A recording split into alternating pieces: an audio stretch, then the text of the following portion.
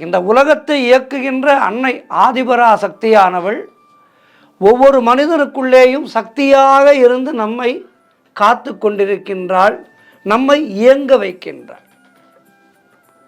அப்படிப்பட்ட அந்த ஆதிபரா சக்தியிடம் அவளிடம் கேளுங்கள் வழி கிடைக்கும், நம் அத்துணை துயருக்கும் வழி பிறக்கும். இந்த நவராத்திரி 9 நாட்களிலே விரதம் இருந்து அவளை பணிந்தால் நாம் கேட்ட வரம் கிடைக்கும்.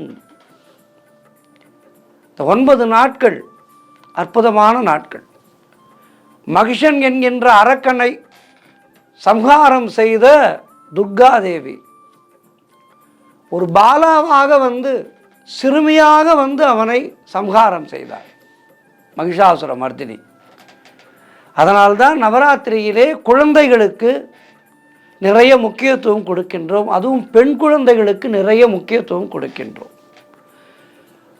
குழந்தைகளை, பெண்களை தெய்வமாக பார்க்கின்ற தர்மம் நம்முடைய சனாதன தர்மம். பெண்களை ஆதிபராசக்தியாகவும் மகாலட்சுமியாகவும் கலைவாணியாகவும் நாம் பார்க்கின்றோம். குழந்தைகளை பாலாவாக பார்க்கின்றோம்.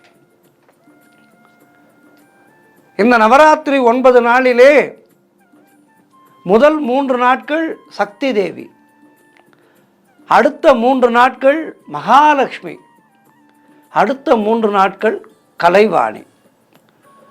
ஒரு மனிதன் தன்னுடைய வாழ்க்கையை செம்மையாக நடத்துவதற்கு இந்த 3ம் அவசிய தேவை. நான் முன்பே சொன்னேன் அல்லவா, சக்தி தேவியின் அருள் இருந்தால்தான் நம்மால் இயங்க முடியும்.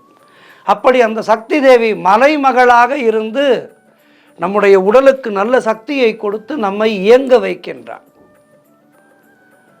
அடுத்து மகாலட்சுமியாக நம்மோடு இருந்து எது ஒன்றை வாங்க வேண்டும் என்றாலும் பணம் வேண்டும் அல்லவா, அந்த பணத்துக்கு அதிபதியாக இருக்கின்ற மகாலட்சுமி தாயானவள் அவளுடைய அருளோடு நாம் எல்லாவற்றையும் வாங்குகின்ற ஒரு சக்தியை நமக்கு கொடுத்து மகாலட்சுமியாக நம்மோடு இருந்து நம்மை இந்த உலக வாழ்க்கையிலே கௌரவமாக வாழ வைக்கின்றாள். பணம் இருந்தால்தான் ஒருவனுக்கு கௌரவம் நிறைவிக்கும்.